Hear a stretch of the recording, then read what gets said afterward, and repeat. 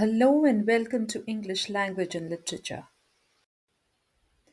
Figures of speech are creative ways to express ideas by comparing or playing with words.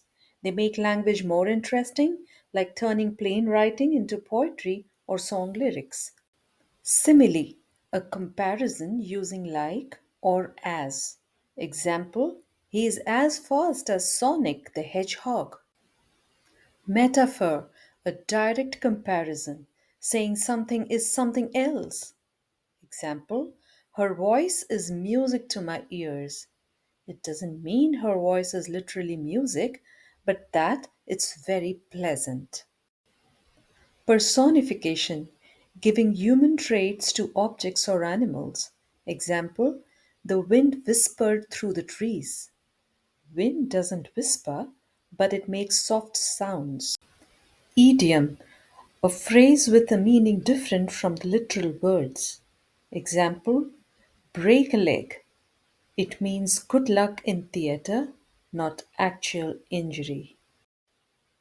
Here is a question for you all. Can you find a simile or metaphor in a song or poem you like? Why do writers or singers use personification? One more question for you all. Create your own example of an idiom or pun and explain what it means. Put your answers in the comments. To sum up, figures of speech are intentionally used to deviate from literal language or common usage.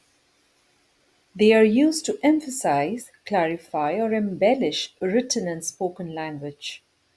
They are a core part of language, found in various forms from oral traditions to literature, advertising, and everyday speech.